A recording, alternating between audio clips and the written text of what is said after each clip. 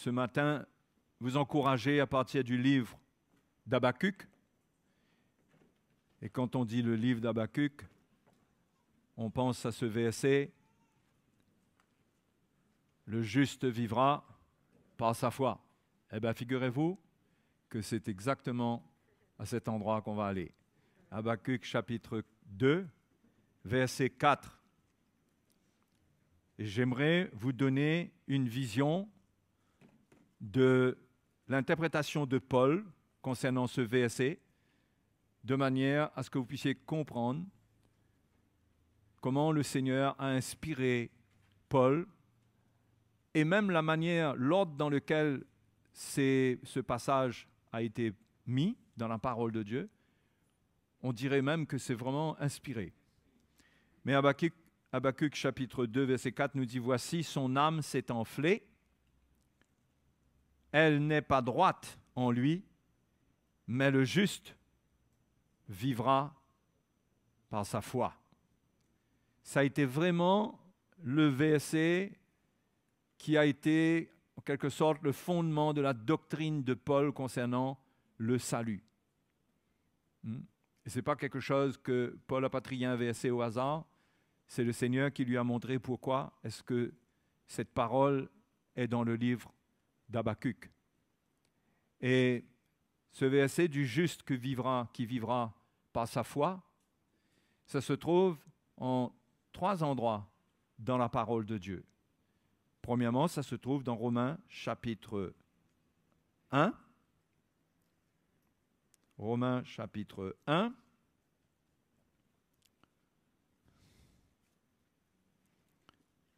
Et le verset 16. Car je n'ai point honte de l'Évangile, c'est la puissance de Dieu pour le salut de quiconque croit. Du juif premièrement, puis du grec. Parce qu'en lui est révélée la justice de Dieu, par la foi et pour la foi, selon qu'il est écrit, le juste vivra par la foi. D'accord? Donc, c'est la première lettre de Paul, après le livre des Actes. Et dans les premiers versets, la parole du Seigneur nous révèle comment l'homme peut être sauvé. Il est sauvé en croyant en Christ, en croyant dans la justice de Dieu qui a été manifestée par Jésus-Christ lorsqu'il est mort et ressuscité. En croyant en cela, il est justifié de ses péchés. Il est innocenté, si vous voulez. Il n'est plus regardé comme un coupable, puisque en Jésus, la culpabilité de ses péchés a été payée. Donc, l'homme qui croit, qui met sa foi en Jésus-Christ, il est justifié de ses péchés, et cela se fait par la foi uniquement, pas par les œuvres. Donc, l'Épître aux Romains, quand Paul parle de ce verset ici, il y a encore 2 autres endroits dans Galates et dans Hébreux, ici, ça nous montre comment l'homme, par la foi, entre dans le plan de Dieu. OK? Ici, là, c'est l'entrée. C'est là que commence l'histoire de notre salut. C'est en croyant dans le Seigneur, sans nos œuvres, sans qu'on mérite quoi que ce soit, mais en se repentant, en mettant notre foi en Jésus, et nous devenons justes aux yeux de Dieu. Et c'est par la foi que nous expérimentons cela. Donc là, ici, on voit l'entrée dans le plan du Seigneur pendant qu'on est dans ce monde. On rentre par l'application de ce verset, par la réalité de ce que contient ce verset. Le juste vivra par la foi. Alléluia. Et parce que le juste vivra par la foi, il devra garder la foi toute sa vie. ne pas abandonner la foi. La Bible nous avertit du danger de l'apostasie, de l'abandon de la foi. Celui qui abandonne la foi, il se paie à lui-même. Hein?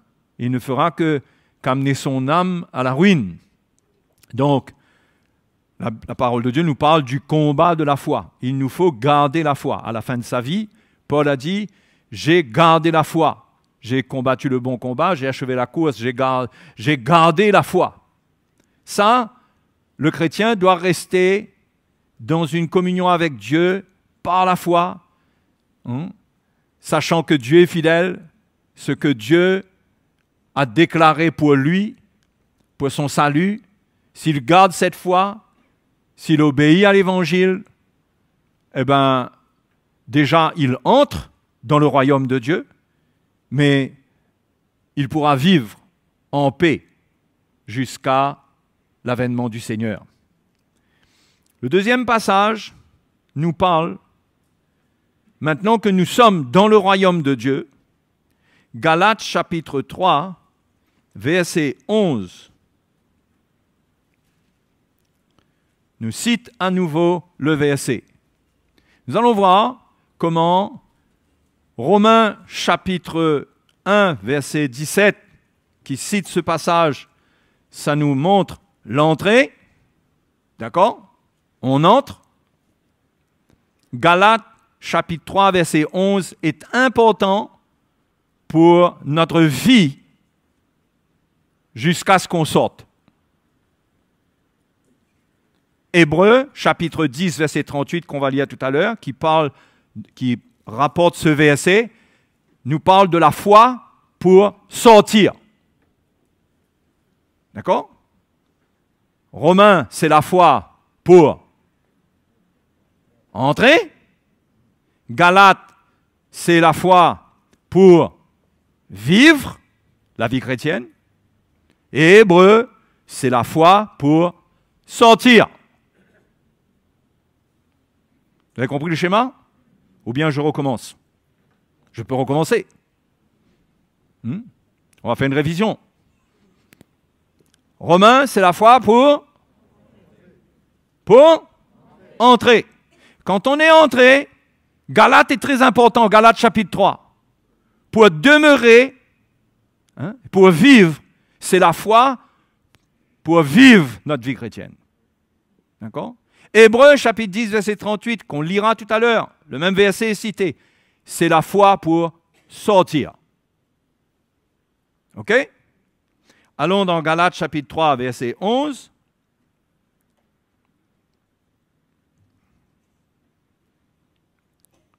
Paul dit au verset 11, « Et que nul ne soit justifié devant Dieu par la loi, cela est évident, puisqu'il est dit, le juste vivra par la foi. » OK? Et dans ce contexte, si on remonte au verset 6, Paul dit, chapitre 3, verset 6, « Comme Abraham crut à Dieu et que cela lui fut imputé à justice, reconnaissez donc que ce sont ceux qui ont la foi qui sont fils d'Abraham. » Aussi l'Écriture, prévoyant que Dieu justifierait les païens par la foi, a d'avance annoncé cette bonne nouvelle à Abraham. « Toutes les nations seront bénies en toi. » Ainsi, ceux qui croient sont bénis avec Abraham, le croyant. Car tous ceux qui s'attachent aux œuvres de la loi sont sous la malédiction. Car il est écrit, « Maudit est quiconque n'observe pas tout ce qui est écrit dans le livre de la loi et ne le met pas en pratique. » Et que nul ne soit justifié devant Dieu par la loi, cela est évident, puisqu'il est dit, « Le juste vivra par la foi. » Or, la loi ne procède pas de la foi, mais elle dit, « Celui qui mettra ces choses en pratique vivra par elles. » Christ nous a rachetés de la malédiction de la loi, étant devenu malédiction pour nous, car il est écrit, « Maudit est quiconque est pendu au bois, afin que la bénédiction d'Abraham ait pour les païens son accomplissement en Jésus-Christ, et que nous recevions par la foi l'Esprit qui avait été promis. » D'accord? Donc, en attendant que Jésus vienne et que Dieu inaugure le style de vie par la foi en son Fils. En attendant cela, Dieu avait institué la loi au milieu de son peuple. OK? Mais cette loi, il fallait que Christ fasse quelque chose pour racheter les croyants de la malédiction de cette loi. Parce que cette loi contenait une malédiction et on ne pouvait pas échapper à cette malédiction parce que personne ne pouvait pratiquer à la perfection la loi de Dieu. Donc Jésus est venu en étant pendu au bois, puisque quand il a été crucifié, il a été pendu au bois. Il nous a rachetés de la malédiction de la loi pour enlever la malédiction de cette loi et pour enlever le joug de cette loi sur nous pour que nous puissions croire en Jésus simplement, sans avoir à mettre en pratique la loi pour avoir le salut ou pour mériter quoi que ce soit. Donc, le Seigneur est venu et il nous a délivrés de cette loi, nous en a rendus libres pour que nous puissions simplement vivre une vie de la foi qui ne consiste pas à essayer de mettre en pratique ce que Dieu dit. La vie de la foi, ce n'est pas essayer de pratiquer les lois de Dieu. La vie de la foi prend sa source en Jésus. On croit en Jésus. C'est lui, par son esprit, qui nous rend capables de vivre la loi de Dieu et la parole de Dieu. D'accord? Et c'est de cela qu'il est question ici. Et ça parle toujours, comme dans l'Épître aux Romains, de la justification par la foi. Ici aussi, Paul défend la justification par la foi. Il ne veut pas que les chrétiens retournent aux œuvres de la loi. En le faisant, ils retourneraient sous la malédiction de la loi. Il leur explique que si vous retournez à la loi, si vous vous faites circoncire, vous êtes retranchés. Vous êtes déchus de la grâce. Christ ne vous sert à rien. Quand Jésus est venu pour accomplir l'œuvre qu'il a accomplie, c'était pour qu'on n'ait plus affaire à la loi. On a été dans l'Épître aux Romains, au chapitre 7, Paul dit qu'on a été dégagés de la loi pour servir le Seigneur dans un régime nouveau, le régime de l'Esprit. D'ailleurs, c'est la bénédiction qui a été promise à Abraham, elle s'est accomplie par Jésus, puisque Dieu avait dit que par lui, toutes les nations seraient bénies. D'accord? Donc, il a fallu que le Seigneur enlève la malédiction pour que la bénédiction vienne sur tout le monde. Et quand la bénédiction d'Abraham, cette bénédiction, c'était que Dieu lui avait dit « Toutes les nations seront bénies ». Quelle bénédiction? Le salut. Grande bénédiction. Et c'est là que, quand on est justifié, on est déclaré juste, on reçoit la promesse de l'Esprit. On reçoit le Saint-Esprit. D'accord? C'est là que la vie chrétienne, elle n'est plus basée sur la loi, sur la pratique de la loi, mais elle s'appuie sur la présence du Saint-Esprit qui est dans le cœur du croyant. C'est ça sa force. Ce n'est pas ce qu'il étudie, ce qu'il apprend, ce qu'il sait dans sa conscience qu'il doit accomplir, c'est le Saint-Esprit. Ce n'est ni par la force, ni par la puissance, mais c'est par mon esprit, dit l'Éternel des armées. Dans Zacharie, c'est écrit. D'accord? Donc la vie chrétienne, c'est ça. C'est une vie par l'esprit. Maintenant, pourquoi est-ce que je vous dis que Galates chapitre 3, ça concerne notre style de vie? Parce que Paul va en parler. Pour bien détailler tout ça, il faudrait aller dans pratiquement tous les versets et tout. Mais vous allez comprendre la pensée, vous allez lire ces épîtres chez vous. Comment Paul montre bien que la vie d'un chrétien dépend beaucoup de sa liberté par rapport à la loi. La loi vient tout gâcher dans l'œuvre et dans le parcours du croyant. C'est pourquoi, quand nous parlons du légalisme, ce n'est pas une petite doctrine qui s'ajoute, qui est là, juste pour nous donner un petit peu de lumière, mais c'est fondamental. C'est fondamental, parce que quand Paul parle de cette justification par la foi, il s'oppose à la loi qui peut devenir un style de vie dans l'Église. Dans l'Épître aux Romains, Paul parle de la justification par la foi pour s'opposer aux œuvres pour être sauvé. S'oppose aux œuvres. Il n'y a pas de bonnes œuvres qui peuvent nous accorder le salut. D'accord? Donc, on rentre par la foi, pas par les œuvres. Mais maintenant qu'on est rentré par la foi en Christ, on ne doit pas retourner aux œuvres et nous appuyer sur la loi, sur la connaissance, hein, sur toutes ces choses. Mais notre vie s'appuie sur le Saint-Esprit. Nous avons reçu le Saint-Esprit.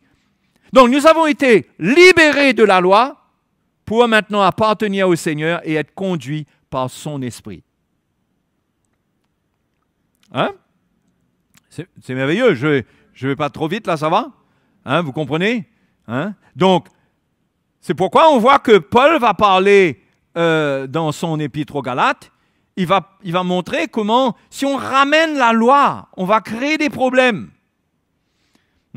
La loi vient dans l'Église, pas sous forme de sacrifice des animaux et tout ça, il n'y a plus ça. Il n'y a pas d'Église qui pratique cela, enfin normalement. OK? Mais la loi vient sous une forme subtile. C'est l'esprit dans lequel on sert Dieu. Hein? C'est de quoi est-ce qu'on dépend pour faire la volonté de Dieu. Il y a ce qu'on appelle le légalisme, c'est-à-dire s'appuyer sur la loi. Et la loi produit, la malédiction produit la condamnation. Parce qu'on ne peut pas être parfait avec la loi. Donc Dieu n'a pas voulu nous exposer à la loi. Parce que la loi amène une condamnation sur nous, parce que c'est impossible d'obéir parfaitement à la loi de Dieu. Donc, le Seigneur, en annulant la loi par sa mort sur la croix pour nous, il nous rend libres pour que nous puissions vivre la vie de l'Esprit, mais pour que nous soyons libérés de toute condamnation, que nous soyons nous-mêmes. Hein? Bien sûr, nous-mêmes, si nous nous convertissons au Seigneur, nous-mêmes, ça ne veut pas dire que nous allons continuer à vivre dans le péché, mais que nous puissions comprendre que notre conversion, on n'est pas tout d'un coup parvenu à la perfection, mais Dieu a commencé une œuvre dans notre vie, et maintenant cette œuvre doit continuer jusqu'à l'avènement du Seigneur. Et pour que cette œuvre continue, il ne faut surtout pas qu'il y ait la loi au milieu de nous. Surtout pas. Et ça, il le montre clairement. Hein? Si on va plus loin, je vais vous donner des exemples. Au chapitre 5,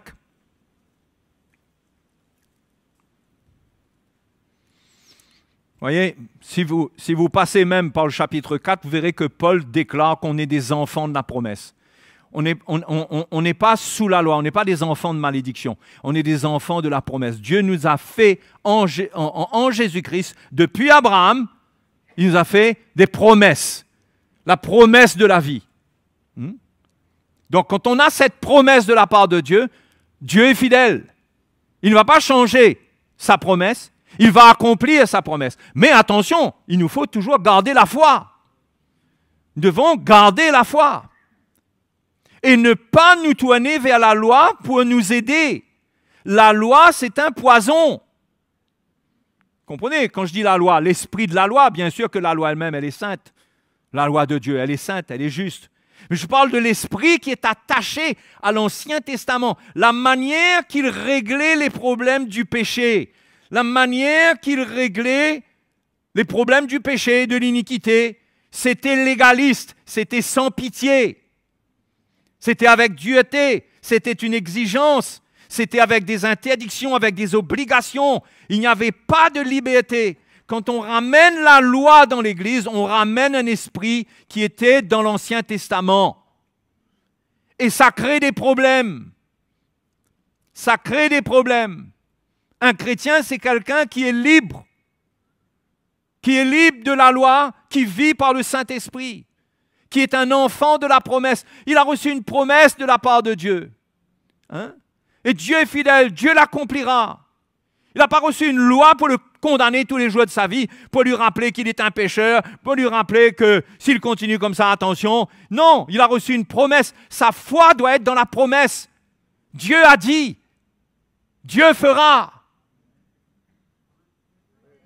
Oui ou non? Mais Galates chapitre 3 se trouve au milieu, entre Hébreux et Romains. Parce que la vie chrétienne, si elle est mélangée avec la loi, elle va créer des problèmes. Regardez par exemple au chapitre 5, verset 13.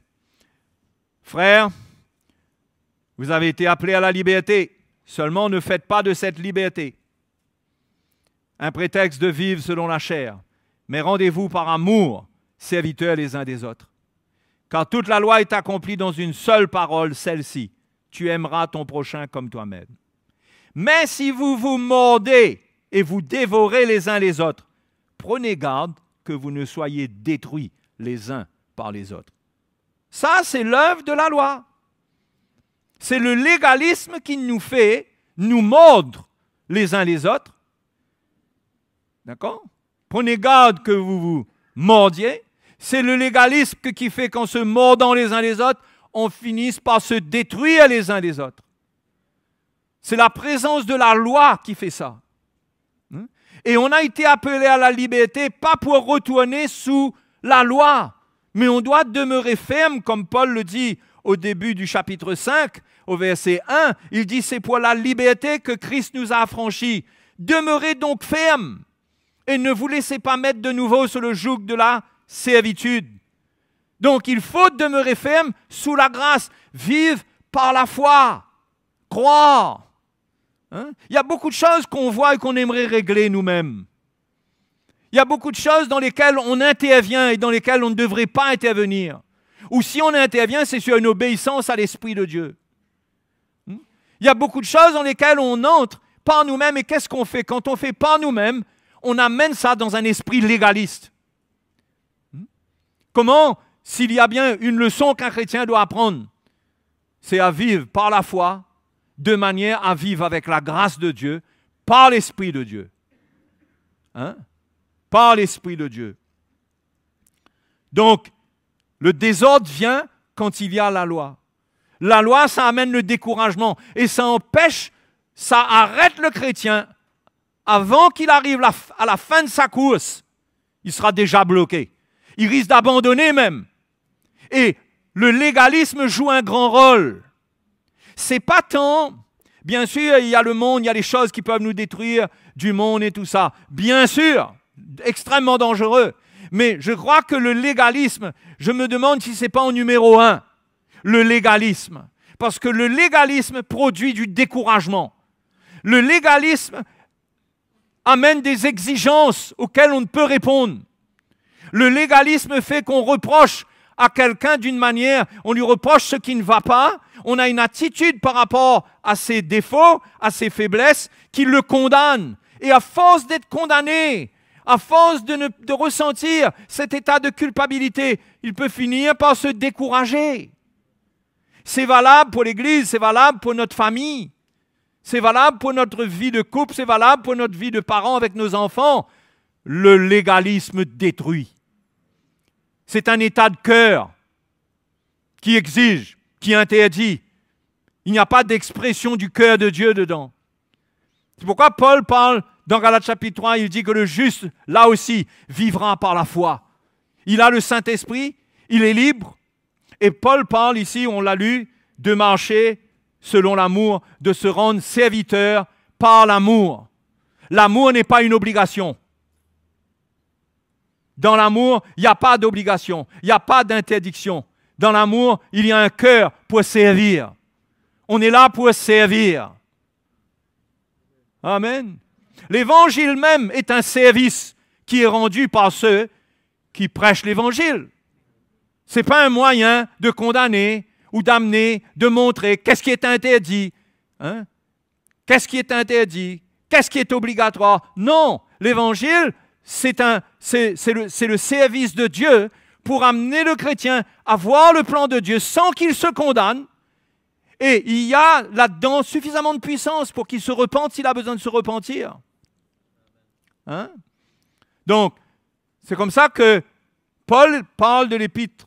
Il parle dans Galates de notre marche à partir de la justification. Il y a une marche.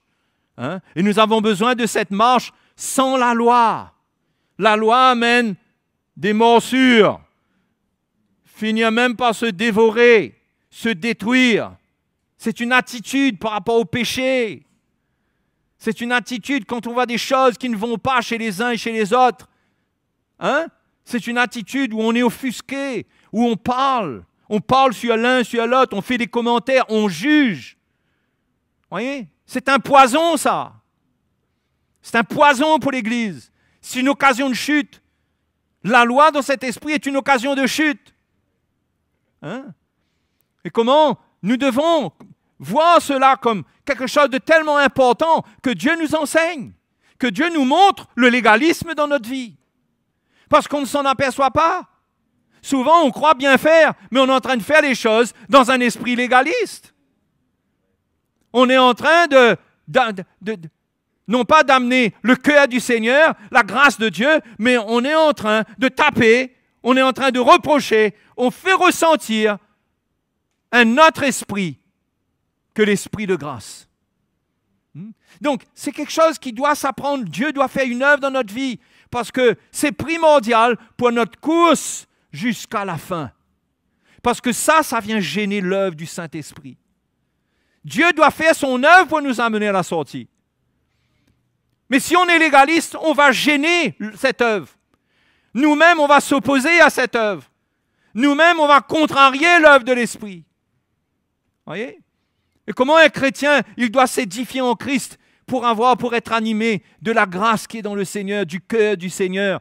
C'est pas que tout d'un coup, on tolère, on est dans une attitude où on laisse le péché gagner notre vie et gagner l'Église. Non, mais il y a une attitude, il y a un cœur. On n'est pas là pour mordre personne. Hein? Parce que quand on commence à mordre, on va être amené à dévorer. Parce que ce n'est pas mordre seulement. La chaîne ne veut pas seulement mordre, mais dévorer. Détruire l'autre. Voyez? Donc, c'est très important d'entrer par la porte de la justification et de vivre par la foi et d'être sauvé par la foi. Et ensuite, quand on a été justifié, le juste vit par la foi. Il se met en garde contre la loi, contre le légalisme. Il doit être sensible, hein, qu'il ne met pas sa main là où il ne faut pas. Qu'il ne mette pas sa main là où il ne faut pas. Parce que si on ressent la main de l'homme dans l'œuvre de Dieu, ça va gâcher l'œuvre de Dieu. Dieu ne veut pas de la participation de la main de l'homme. Ça ne veut pas dire que l'homme n'a rien à faire, parce que la parole de Dieu nous montre bien. La Bible dit, reprenez les uns et les autres, d'accord? Instruisez-vous, exhortez-vous. Mais tout cela doit se faire avec un certain cœur, qui ne juge pas, qui ne condamne pas. Hein? Aujourd'hui, dans l'Église, il y a tellement de souffrance à cause du légalisme. Parce que des faiblesses, quelqu'un peut avoir certaines faiblesses. Tout le monde a certaines faiblesses. Personne n'est parfait. Celui qui veut agir avec légalisme, il devient un hypocrite. Parce qu'il vient montrer un défaut chez quelqu'un sans réaliser combien il en a chez lui. C'est pourquoi Jésus a dit « Ne jugez pas afin de ne pas être jugé ». Quand on juge quelqu'un, on rentre nous-mêmes sous le jugement. C'est obligé. Parce que si Dieu doit juger quelqu'un à partir de notre jugement, il doit nous juger en premier si nos fautes sont pires. Non? Si Dieu doit suivre notre jugement, ben nous-mêmes en premier, nous devons passer devant le tribunal. Mais le Seigneur a enlevé tout ça. Il veut qu'on le laisse faire. Il sait, lui, comment faire son œuvre. Il sait reprendre ses enfants. Il sait les corriger, les châtier. Il sait quoi faire pour les arrêter. Et il y a le ministère du Saint-Esprit qui est au milieu de nous. Le Saint-Esprit habite en nous pour nous reprendre, pour nous éclairer. On n'a pas besoin de la main de l'homme dans l'œuvre de Dieu. Donc, dans l'Église, tout ce qui fait ressentir de la condamnation doit circuler. Circuler, il n'y a rien à voir. Hein? Ça doit partir. Et il y a un état de cœur qui est en Christ qui doit nous animer. OK? Maintenant, si on va dans Hébreux,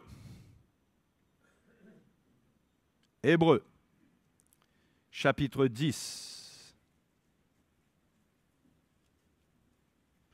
Ça va tout le monde?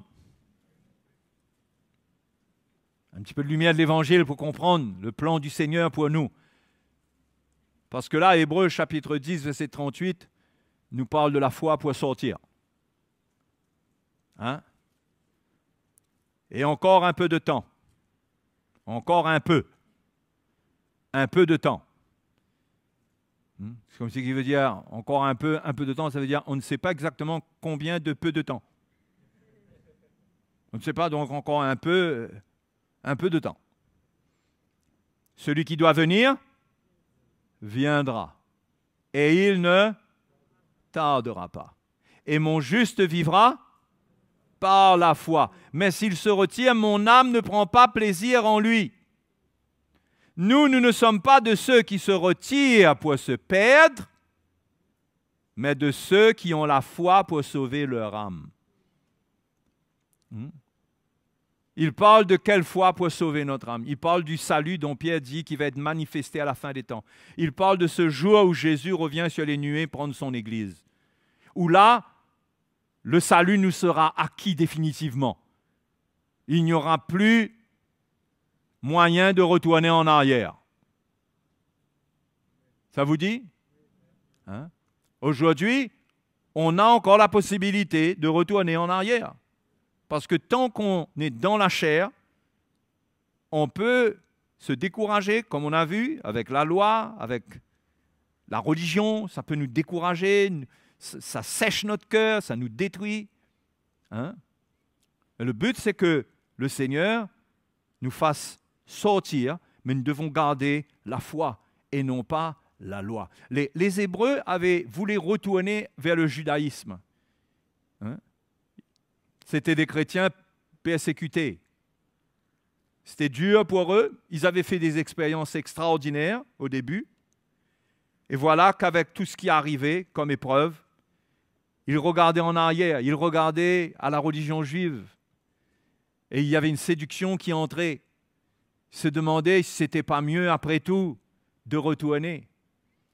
Et ils s'exposaient à un grand danger qu'on voit dans l'Épître aux Hébreux, parce que s'il y a une épître qui exprime sévèrement l'apostasie, qui avertit avec sévérité, c'est l'Épître aux Hébreux. Au point qu'on voit clairement que ceux qui prennent le chemin de l'apostasie, ils perdent leur salut. Ils perdent leur salut. D'accord? Donc, comment on doit être vigilant? Si ce n'était pas le cas, ici, ça n'aurait pas été écrit. Nous ne sommes pas de ceux qui se retirent pour se perdre, mais de ceux qui ont la foi pour sauver leur âme. Donc là, il s'agit d'avoir la foi pour sauver notre âme. C'est-à-dire pour sortir d'ici, une bonne fois pour toutes. Et l'auteur dit, celui qui doit venir viendra, il ne tardera pas. Les frères et les sœurs, on ne sait pas à quel moment Jésus va revenir. Le monde sera surpris. Les chrétiens qui resteront derrière seront surpris. Seuls ceux qui iront ne seront pas surpris. Parce qu'ils seront dans l'expérience de ce salut. Et ça va se passer en un clin d'œil. La Bible dit, en un clin d'œil, nous serons tous changés à l'image de Jésus, transformés dans un corps glorieux.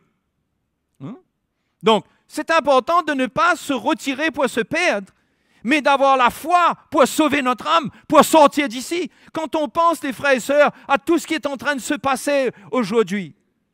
Vous savez, l'un des plus grands signes que nous sommes vraiment à la fin, ce n'est pas tant les catastrophes, parce que des catastrophes, il y en a toujours eu des catastrophes. C'est vrai peut-être qu'il y a plus de catastrophes maintenant. Il y a quelqu'un qui, j'ai lu un article qui a été posté par quelqu'un, qui racontait que si quelqu'un était né en 1900, eh ben, il allait retrouver une vie normale, peut-être 50 ans après, en 1950, parce qu'après la guerre, il y a eu la Première Guerre mondiale, il y a eu la Deuxième Guerre mondiale qui n'a pas tardé. Vous savez, si on vivait à cette époque-là, on se disait, mais Jésus revient. On se serait peut-être dit, mais la quantité de guerre qu'il y a, la guerre mondiale, la quantité de morts. Après cela, il y a eu la grippe espagnole qui a fait des millions de morts. Vous voyez? Donc, quelqu'un qui vivait à cette époque-là et qui était né en 1900, pas avant, et s'il était en Amérique, pas avant 75 ans, il avait une vie normale. C'est à se demander s'il vivait jusqu'à 75 ans. Donc, vous voyez, dans toutes les époques, il y a eu des moments difficiles, il y a eu des guerres, il y a eu des famines, il y a eu tout ça. Mais je crois que le signe Le plus important, c'est l'accomplissement, c'est l'évolution du mystère de l'iniquité. Donc, nous sommes à la veille de notre départ.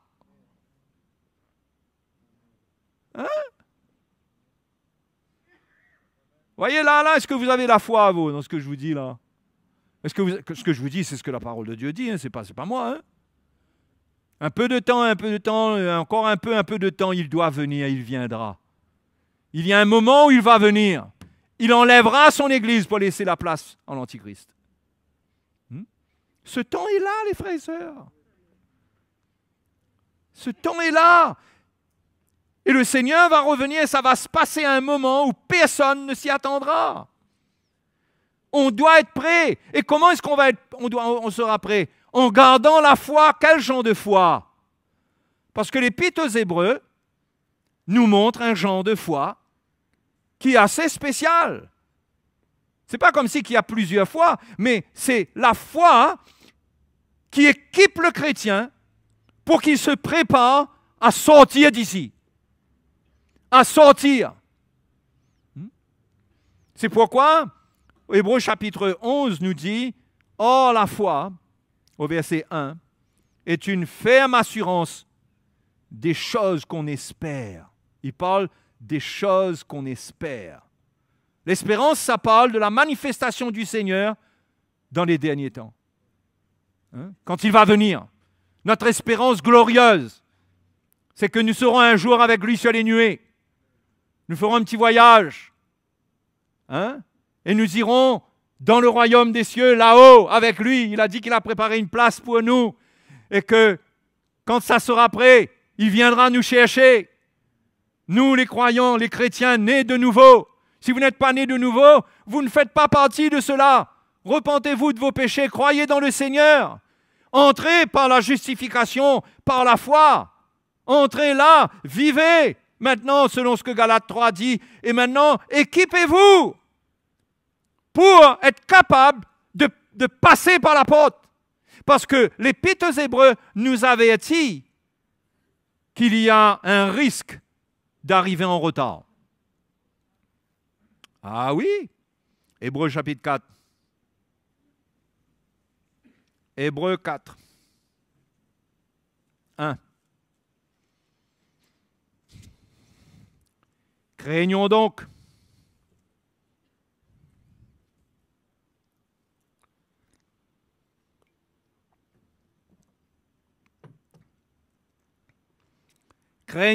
tandis que la promesse d'entrer dans son repos subsiste encore, qu'aucun de vous ne paraisse être venu, trop tard. Il parlait là à des Hébreux qui étaient hésitants. Et qui, en étant hésitants et qui voulaient retourner en arrière, ils n'allaient pas être perfectionnés et être prêts pour ce jour. C'est là le danger pour les chrétiens, c'est de ne pas se laisser être préparés par le Seigneur pour ce jour.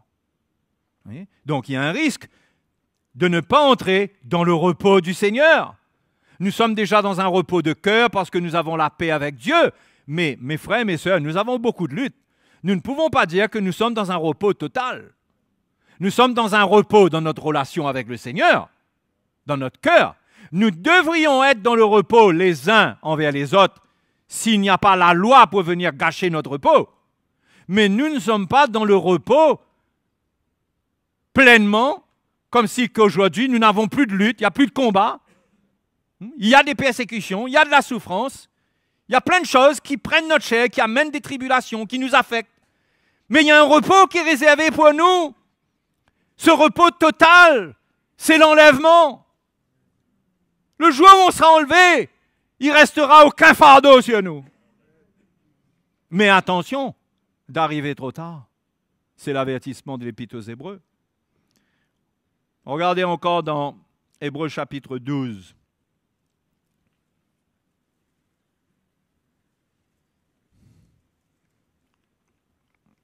Hébreux 12, verset 14. Recherchez la paix avec tous. La paix avec tous.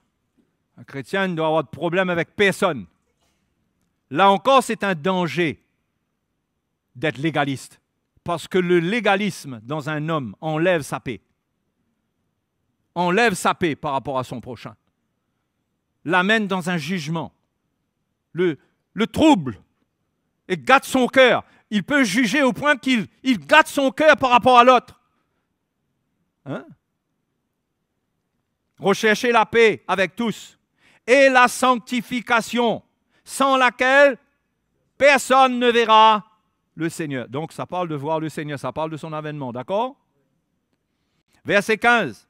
Veillez à ce que personne ne se prive de la grâce de Dieu, à ce qu'aucune racine d'amertume poussant des rejetons ne produise du trouble et que plusieurs n'en soient infectés. Veillez à ce qu'il n'y ait ni débauché, ni profane comme Ésaü, qui pour un mets vendit son droit d'aînesse. Vous savez que plus tard, voulant obtenir la bénédiction, il fut rejeté, quoiqu'il l'ait sollicité avec larmes, car il ne put amener son père à changer de sentiment. Je ne sais pas si vous voyez qu'est-ce qui est écrit dans ce passage.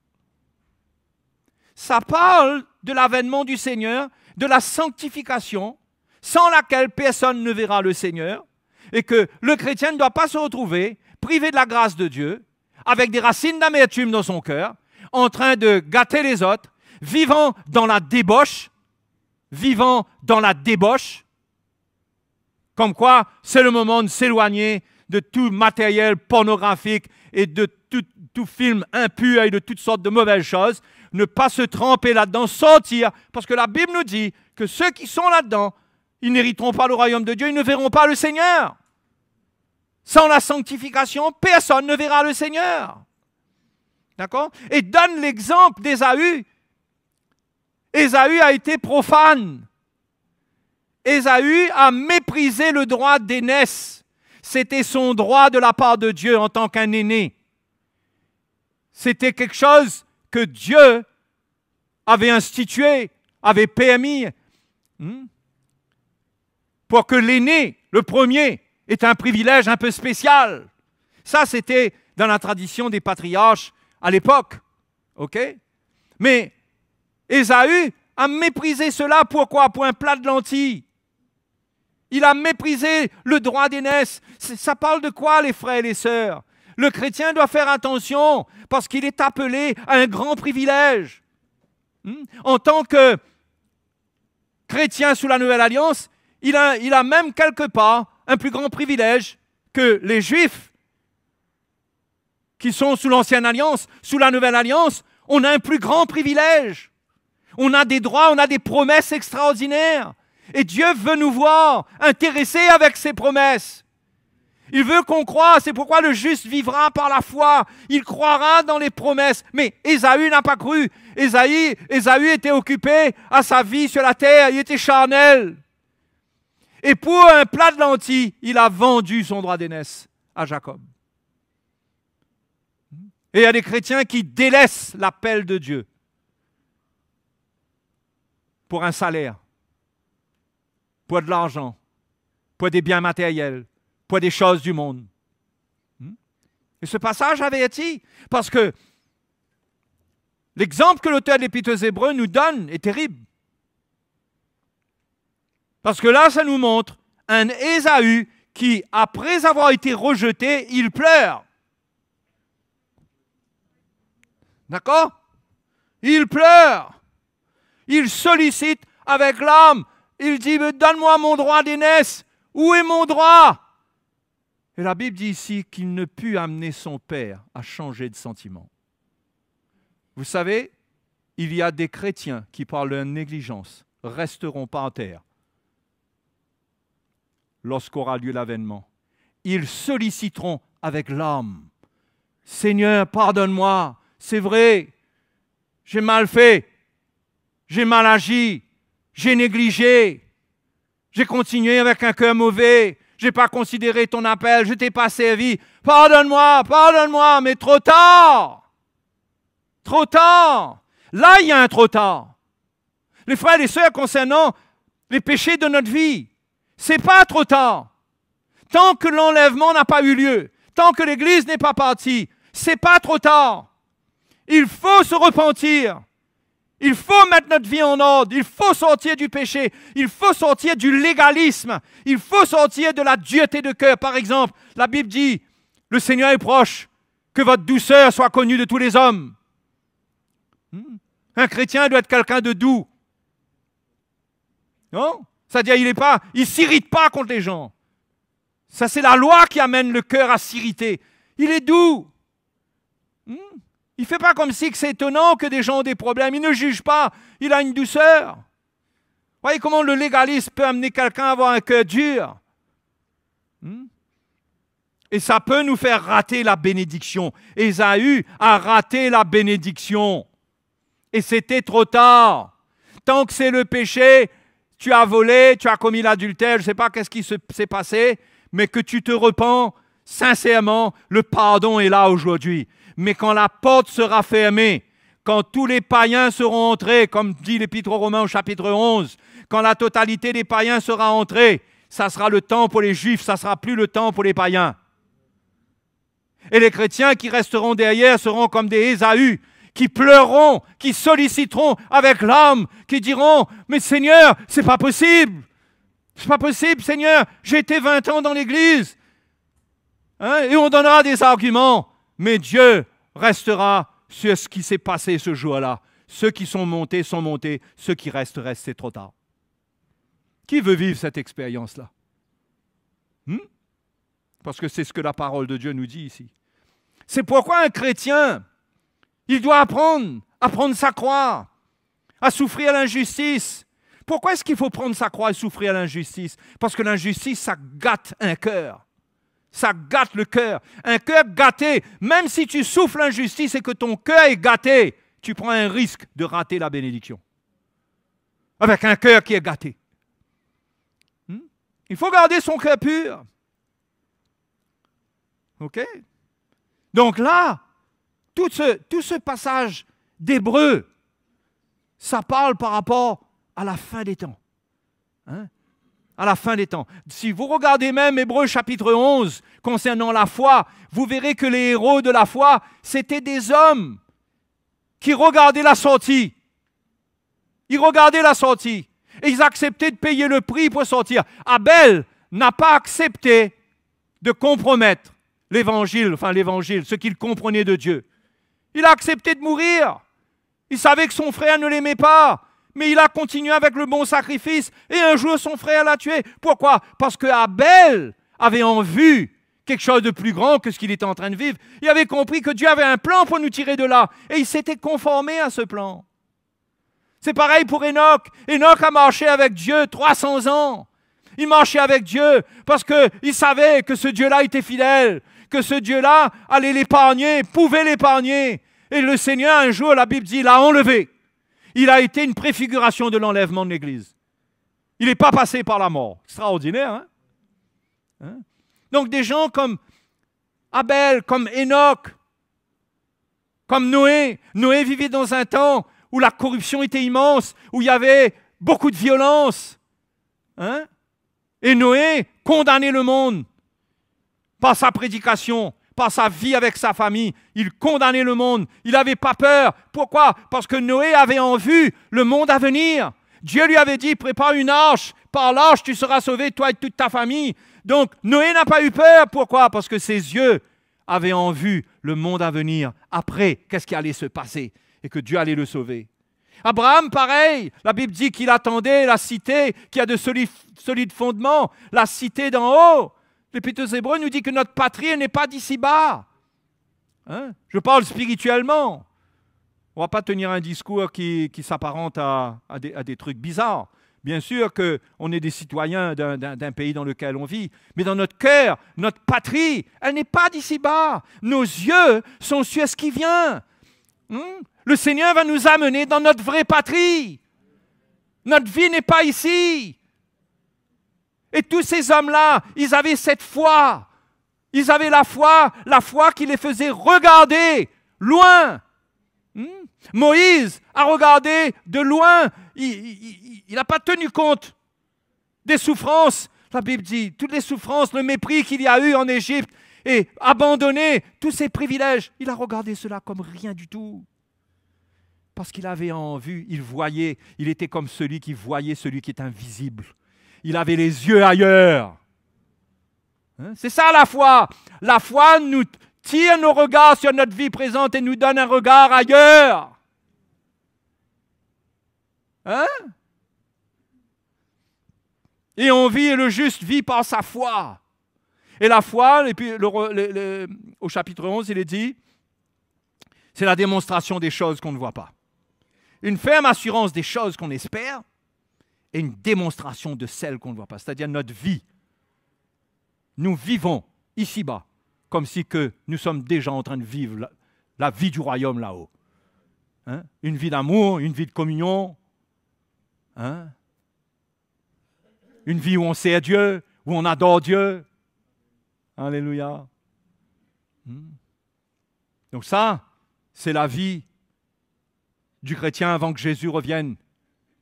Il prend sa croix, il accepte de souffrir dans sa chair. Il y a beaucoup d'inconvénients sur cette terre. Tout ne va pas être réglé. Tout ne va pas être réglé dans notre vie. Il ne faut pas croire que la grande victoire, c'est de voir que Dieu va régler tous mes problèmes. Il y aura toujours des problèmes. Les frères et les sœurs, quand vous aurez la solution à votre problème, vous aurez un autre problème qui viendra contre la solution à votre problème. Ben oui, ça n'arrête pas. Donc Dieu fait les choses, bien sûr, Dieu est avec nous. Bien sûr que le Seigneur, il nous aide. Hein, il y a des problèmes qu'il règle parce que, pourquoi? Pour qu'on continue à avancer, parce que ça nous bloque. Mais il y aura toujours des problèmes à régler. Nos regards ne doivent pas être sur les situations de notre vie. Nos regards doivent être plus devant et encore plus maintenant parce que ça ne va pas tarder. Ne nous laissons pas surprendre. Ne nous laissons pas surprendre avec des cœurs mauvais, avec la racine d'amertume, dans le péché. Ne nous laissons pas surprendre. Mais cherchons le Seigneur. Amen. Vivons par la foi. Croyons en lui. Il va nous tirer de là. Il va nous perfectionner. Écoutons un évangile qui nous encourage, pas un évangile légaliste qui nous condamne, mais un évangile qui nous encourage, qui confronte notre chair, certes, qui nous montre l'état de notre cœur, certes, mais qui ne nous laisse pas dans le découragement et l'abattement, qui nous montre qu'en Jésus, il y a de l'espérance, parce qu'il est fidèle quand nous sommes infidèles. Il va nous tirer de là, mais persévérons dans la foi, assurons-nous que nous ne jouons pas un rôle. Ne jouons pas le rôle du petit chrétien qui est bien. Ça ne sert à rien. Ça ne sert à rien, parce que le jugement, quand le jour de l'enlèvement viendra, ça sera un jugement dans les nations, ça sera un jugement sur l'Église. Ça sera un jugement, Dieu va trancher, toi tu restes, toi tu pars. Et il n'y a pas de discussion là-dessus. Donc, ne jouons pas un rôle. Acceptons de paître, de souffrir l'injustice. Prenons notre croix là où on a besoin de prendre notre croix. Ne nous battons pas la chair contre la chair. Ne luttons pas contre la chair et le sang. Hein? Pardonnons. Vous savez comment on ne lutte pas avec la chair et le sang? On pardonne. On pardonne. C'est très important le pardon pour ne pas lutter avec la chair et le sang. On pardonne. On voit quelque chose. On prie. Dieu peut donner la vie, Dieu peut faire des miracles, mais chacun portera son propre fardeau. Chacun doit prendre garde à lui-même. Chacun de nous, les frères et sœurs. C'est le moment pour nous où la foi doit nous faire sortir. Il y aura de la persécution, il y aura des moments difficiles. Vous croyez quoi, les frères et sœurs? Tout ce qui se passe à l'heure actuelle, c'est fait pour quoi? C'est fait pour vous éloigner de Dieu. C'est fait pour vous éloigner de Dieu. On est testé par cette crise-là. C'est un test. C'est un test pour l'Église. Où est notre cœur? Est-ce que c'est là ça devient le prétexte pour se dire on ne peut plus servir à Dieu, on ne peut plus rien faire? C'est un test. C'est le moment de s'attacher au Seigneur. Alléluia. Gloire à Jésus. Ça ne veut pas dire qu'on va aller défier des lois et faire n'importe quoi. Mais il y a quelque chose dans le cœur qui demeure ferme. Hein? Il y a quelque chose dans le cœur qui demeure ferme. On a la foi dans le Seigneur. Je vais pas laisser un virus me priver de mes frères et mes sœurs. Non. Je ne parle pas physiquement, parce que peut-être physiquement, certains ne peuvent pas être avec d'autres. Peut-être. Mais dans mon cœur doit être là. C'est le test, parce que quand on est coupé physiquement, là, il y a un test, parce que ça vient révéler ce qui est vrai dans le cœur. Oui, ça vient révéler ce qui est vrai dans le cœur. Donc, c'est quoi le remède? C'est la foi. Avoir foi. Tout ça, ça arrive. Ça va empirer. Mais je veux garder la foi pour sortir de là. Je veux prier, je veux m'attacher au Seigneur.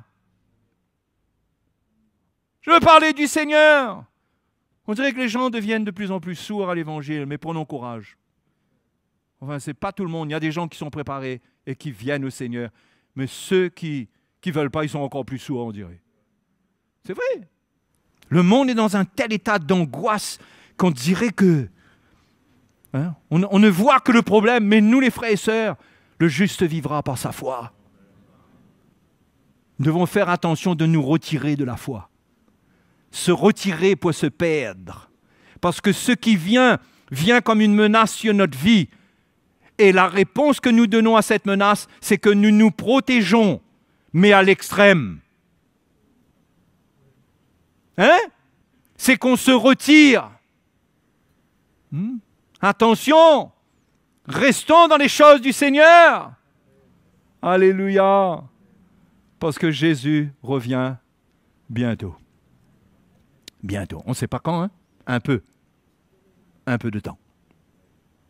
On ne sait pas quand. Mais, ça pourrait se passer sans tarder. Ça pourrait bien se passer sans trop tarder. Sans trop tarder. Mais attention d'arriver en retard. Et de réaliser, j'aurais dû, j'aurais pas dû. J'aurais dû. J'aurais pas dû. Vivons pas avec ça. Faisons ce que le Seigneur nous demande de faire. Soyons prêts. On va sortir de ce monde. Et on va laisser derrière nous un monde dans le désastre, dans les catastrophes. Ceux qui resteront derrière souffriront. Je peux vous dire, ce qui existe aujourd'hui comme souffrance dans le monde, c'est rien par rapport à ce qui vient dans la grande tribulation. Vous parlez de cataclysme? On parle des morts, la mortalité, le taux de mortalité. 2/3 de la population mondiale va disparaître pendant la grande tribulation. Il y aura toutes sortes de choses. Il y a même une étoile qui va tomber dans la mer. Ça va empoisonner les eaux. Ça va détruire la vie dans la mer, etc., etc. Si vous allez lire l'Apocalypse, vous allez trouver ça. C'est une réalité. Mais c'est comme au temps de Noé. Quand Noé a annoncé la venue de la pluie, tout le monde rigolait. Tout le monde rigolait. Peut-être les enfants faisaient même des chants sur Noé. Noé, il est zinzin.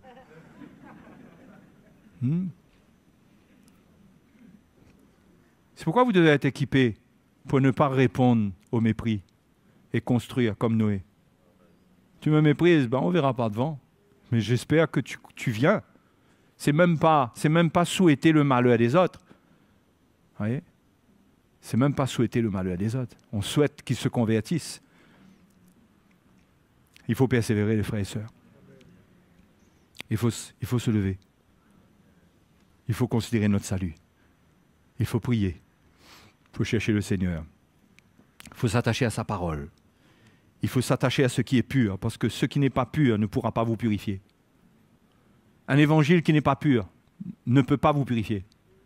Vous baigner dans de l'eau sale ne peut pas vous rendre propre. Il faut que ça soit pur. C'est pourquoi Dieu amène le message pur de l'Évangile, l'eau pure de sa parole. Hein? Les frères et sœurs, ce n'est pas un temps pour jouer. C'est un temps pour considérer notre salut avec crainte et tremblement. Philippiens chapitre 2. Travaillez à votre salut avec crainte et tremblement, ne voulant pas rater ce qui vient. Ah! Hein? C'est dans votre prière, ça? Seigneur, change-moi, change les frères et sœurs. Fais ton œuvre au milieu de l'Église, qu'on ne rate pas. Et nous ne nous regardons pas comme des gens qui ont l'assurance, une espèce d'assurance. Oui, on a l'assurance de notre salut, mais on travaille, Paul dit, travailler avec crainte. On voit bien qu'il y a des choses à saisir. Donc les frères et sœurs, c'est pourquoi nous devons nous soutenir dans la communion fraternelle, nous devons nous encourager. Hein? Nous devons encourager les jeunes à ne pas se laisser contaminer par le monde. Parce qu'ils se retrouveraient comme de malheureux héritiers de leur maison et du patrimoine de leurs parents s'ils restaient seuls derrière. Hein? On ne réalise pas à quel point la grâce de Dieu nous fait vivre ce que nous vivons. Le moment que Dieu enlève cette grâce, on va se retrouver sec, envahi, attaqué par l'ennemi, pris dans les passions de notre chair qui vont se réveiller. On croit que nous, là comme on est, on croit que c'est normal, quoi.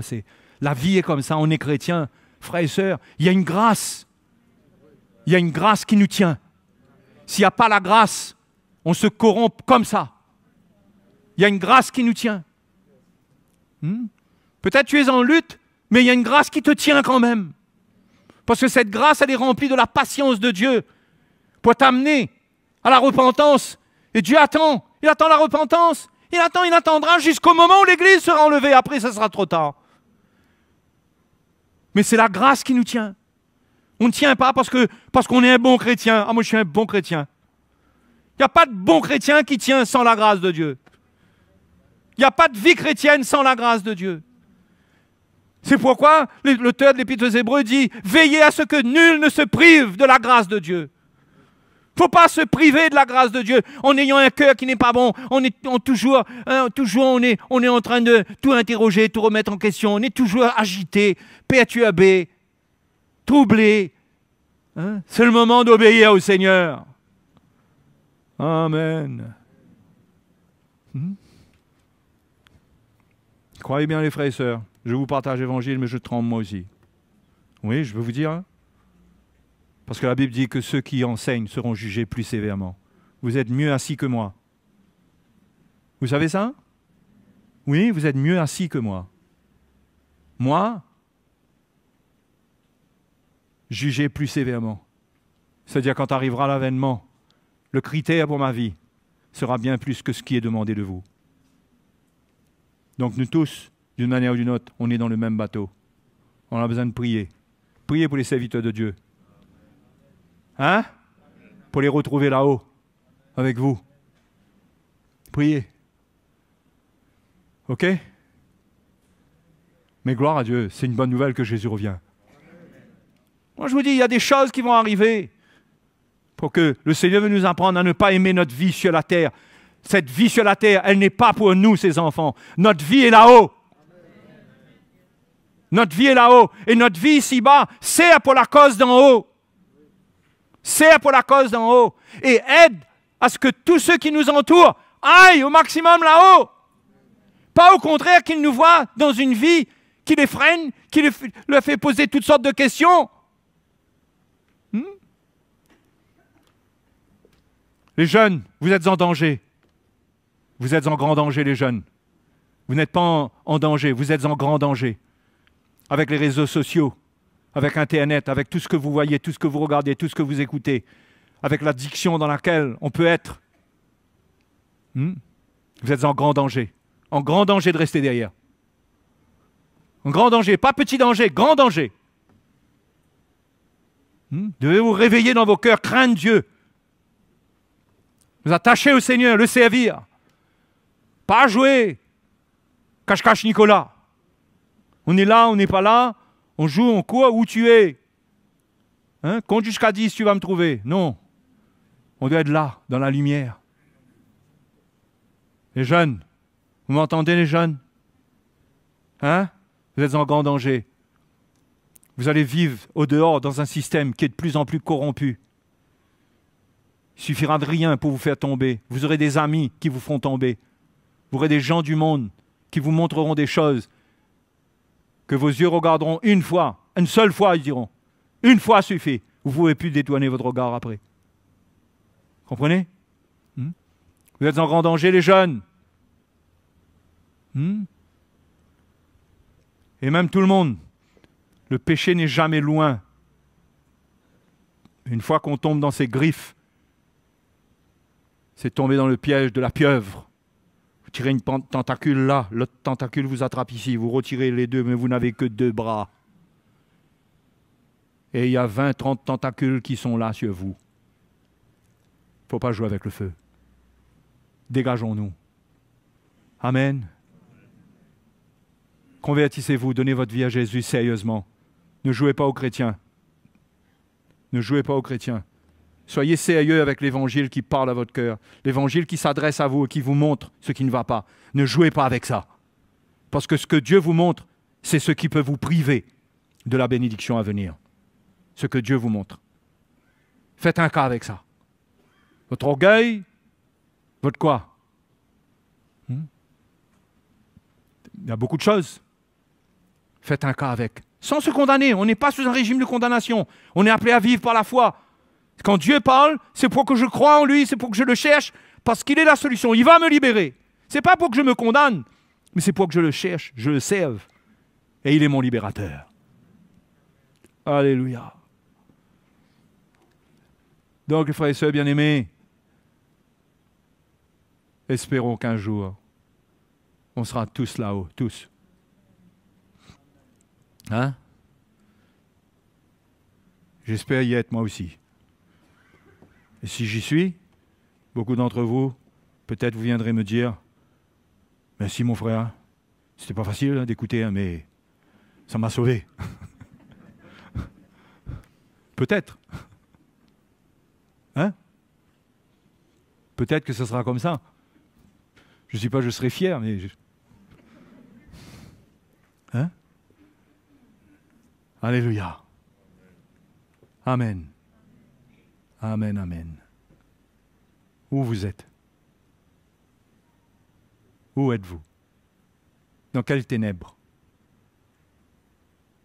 Où êtes-vous caché? Que Dieu ne puisse vous voir. Quel argument avez-vous que la sagesse de Dieu elle est confondue? Quel argument? Que trouvez-vous à dire? Quel risque vous pouvez prendre à rester avec ce qui peut vous perdre? Prendre le risque de garder chez soi, de garder dans sa maison un black mamba, un serpent venimeux, dangereux, de le garder là. De le garder. Il ne ment pas. Frère, il ne ment pas. Il faut, quand la parole de Dieu juge une chose, jugez-la avec la parole de Dieu. Repentez-vous. Dites ça, c'est pas bon. Ça, non. Et humiliez-vous devant le Seigneur, parce que Dieu est un Dieu de grâce. Il nous libérera. Amen, allons prier le Seigneur. Allons prier le Seigneur.